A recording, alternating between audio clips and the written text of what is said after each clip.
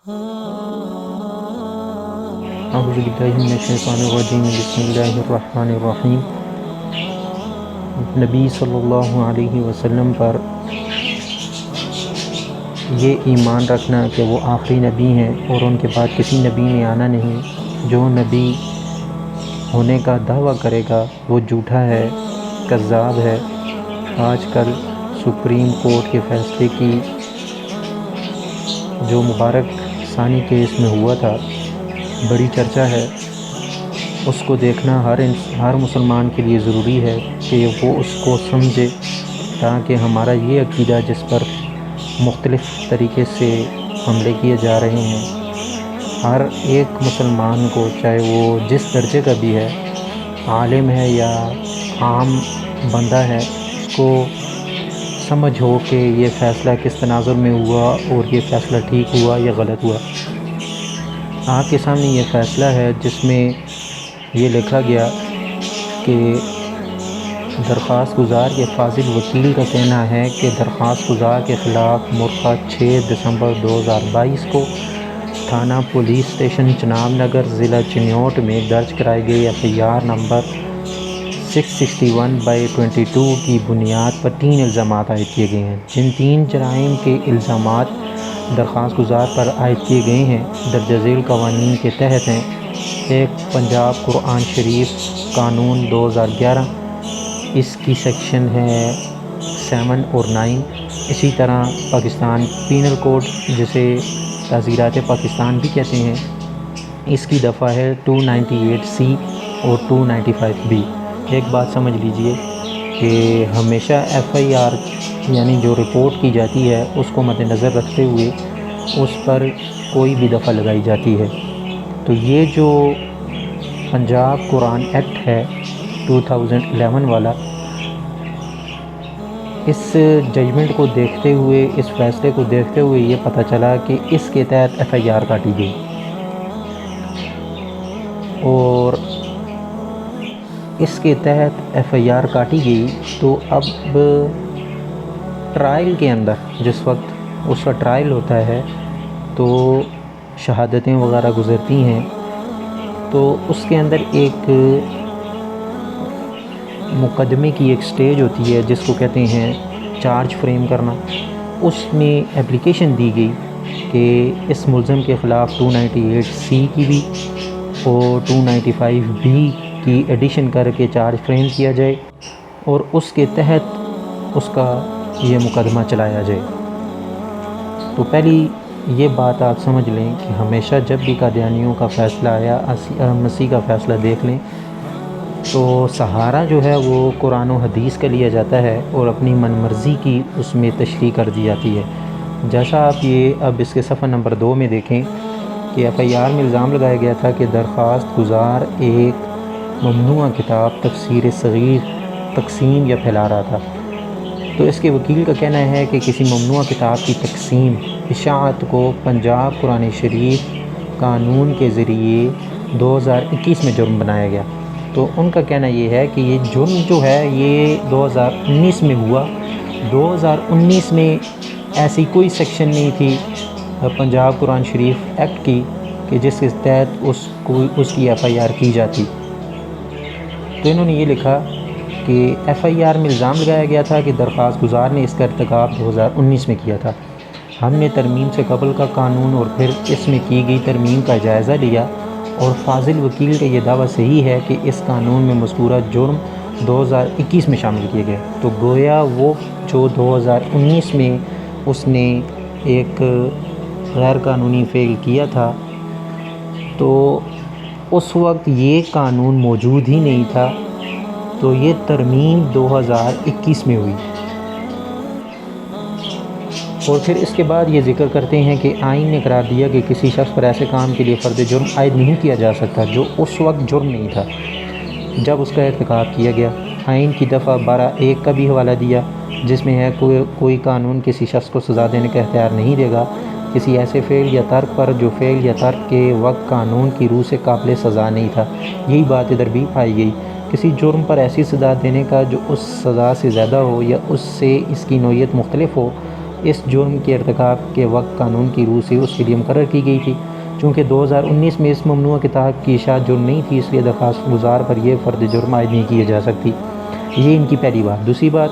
تعزیرات پاکستان کے تحت 298C اور 295B کا تعلق ہے، جن کے فرد جرم بھی اب یہ بات دیکھ لیں کہ یہ فریمنگ آف چارج میں یہ شامل ہوئیں اور اپلیکیشن پر ہوئیں،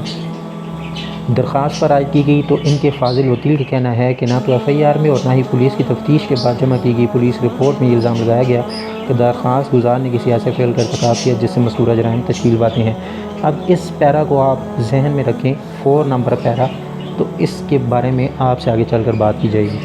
شکایت کنندہ کی نمائندگی کرنے والے فاضل وکیل نے FIR پڑھا، لیکن اس میں ایسا کچھ ذکر نہیں تھا جس سے مجموعہ تعزیرات کی دفعہ 298C اور 295B کے تحت جرائم تشکیل پاتے۔ چلان جس میں متعلق خاموش ہے،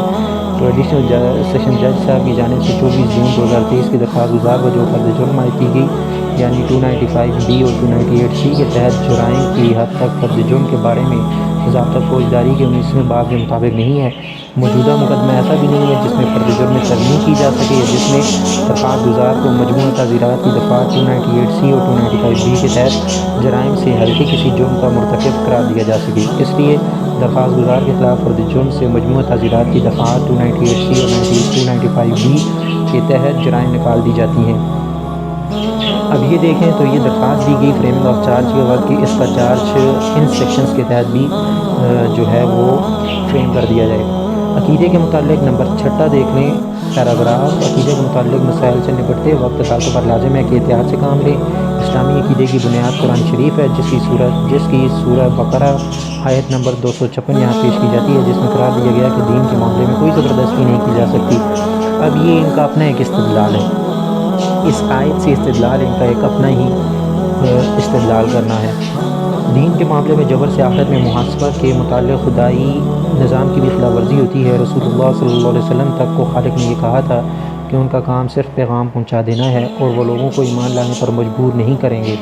جیسا کہ قرآن شریف کی سورۃ رعد اور اسی طرح سورہ ہود کی آیات لکھی۔ اب بیسک بات یہاں پر جو تھی نا وہ یہ ہے، ایک تو آیات کو ذکر کیا اور ان آیات کا یہاں پر تعلق کوئی نہیں، ٹھیک۔ دوسری بات، عقیدے کی آزادی اسلام کے بنیادی تصورات میں سے ہے، لیکن افسوس ہے کہ دینی امور میں جذبات مشتعل ہو جاتے ہیں اور قرآنی فریضہ بھلا دیا جاتا ہے۔ اب چیف جسٹس صاحب یہ بات بھول گئے کہ یہ سپریم کورٹ کے ہی کتنے فیصلے ہیں، شریعت اپیلیٹ بینچز کے اور اسی طرح شریعت کورٹ کے، کہ انہوں نے یہ قرار دیا کہ قادیانی جو دوسرے نان مسلمز ہیں ان کی طرح نہیں ہے، یعنی کہ جوز اور کرسچنز کی طرح نہیں ہے، بلکہ ایک علیحدہ ان کا سٹیٹس ہے، یعنی کہ یہ ایک خاص قسم کے لوگ ہیں۔ خاص قسم کے لوگ اس طرح ہیں کہ یہ نبی صلی اللہ علیہ وسلم کی نبوت کا انکار کرتے ہیں اور ایک نئے نبی کو مانتے ہیں۔ یہ بات قاضی صاحب شاید بھول گئے یا ان کے ذہن میں نہیں آئی، تو ان کو یہ بات سوچنی چاہیے تھی کہ یہاں پر بات جو ہے وہ تھوڑی سی مختلف ہے۔ اب جو سیکشنز لگائی گئی تھیں ان کو بھی ہم دیکھیں گے کہ اس کے تحت آیا وہ سیکشنز ٹھیک تھیں یا غلط تھیں، جبکہ ہم یہ کہتے ہیں کہ یہ فیصلہ اس طور پر غلط ہے کہ اس میں نہ تو درست طور پر اس قانون کو دیکھا گیا اور نہ ہی اس نے جو ارتکاب کیا جرم کا اس کو دیکھا گیا۔ تو آپ اس کے اگلے صفحے پر صفحہ نمبر 3 پر یہ دیکھیں گے کہ جو اس مبارک ثانی کا وکیل ہے وہ کیا کہتا ہے، تو آپ کو پتہ چل جائے گا کہ ان کا یہ پیراگراف نمبر 4 اور جو اگلے پیج پر پیرا میں آپ کو بتاؤں گا وہ پیرا دیکھیں گے تو آپ کو سمجھ میں آ جائے گی کہ یہ تضادات کس طرح سے ہیں۔ اب آپ صفحہ نمبر 3 اس کا دیکھیں تو یہ لکھتے ہیں 8 نمبر پیرا میں، قرآن کا تقاضا ہے کہ تمام امور کے متعلق غور و فکر کیا جائے اور سوچا جائے۔ سورہ نحل کی آیات، سورہ یونس کی آیات، اس مقدمے سے وابستہ تمام افراد کو ایسا کرنا چاہیے تھا، لیکن اس کے بجائے ان کا زور یہ ثابت کرنے پر تھا کہ قرآن شریف کی بے حرمتی کی گئی اور اللہ کے آخری رسول صلی اللہ علیہ وسلم کی توہین کی گئی۔ تو اب میں آگے چل کر آپ کو بتاتا ہوں کہ یہ بات ان کے وکیل نے خود مانی ہے کہ ایسا کام اس نے کیا تھا، تو اگر اس نے کیا تھا تو کون کون سے جرائم لگ سکتے تھے اس کے لیے۔ پھر یہ قرآن شریف کی آیت انہوں نے لکھی انا نحن نزلنا الذکر وانا لہ لحافظون۔ پھر 9 نمبر دیکھ لیں کہ قرآن شریف مذکوری اصول کے دین کے معاملے میں کوئی زبردستی نہیں، آئین میں ایک بنیادی حق کے طور پر تسلیم کیا گیا ہے۔ آئین کی دفعہ 20 کی شق یہ طے کرتی ہے کہ ہر شہری کو اپنے مذہب کی پیروی کرنے، اس پر عمل کرنے اور اسے بیان کرنے کا حق ہوگا، جبکہ یہ بات یہ بھول گئے کہ یہ لوگ بیان نہیں کر سکتے، یہ لوگ اس کی اشاعت نہیں کر سکتے، اور یہ لوگ اذان، مسلمانوں کی اذان اور اپنا جو بھی یہ پکارتے ہیں اس کو اذان نہیں کہیں گے۔ تو پھر یہ کہتے ہیں کہ ہر مذہبی گروہ اور اس کے فرقوں کو اپنے مذہبی ادارے قائم کرنے، ان کی دیکھ بھال اور ان کے انتظام کا حق ہوگا۔ آئین کی دفعہ 22 لازم و مقرر کرتی ہے کسی مذہبی گروہ یا فرقے کو کسی ایسے تعلیمی ادارے میں جس کا انتظام کلی طور پر اس گروہ یا فرقے کے پاس ہو، اس گروہ یا فرقے کے طلباء کو مذہبی تعلیم دینے سے نہیں روکا جائے گا۔ آئین میں درج ان بنیادی حقوق سے انحراف یا گریز نہیں کیا جا سکتا۔ اگر ریاست کے حکام صرف قرآن شریف پر عمل اور آئین پر غور کرتے اور قانون کا جائزہ لیتے تو مذکورہ بالا جرائم کے متعلق FIR ہی درج نہ کرائی جا سکتی۔ جو بات میں نے پہلے آپ کو بتا دی، ایک تو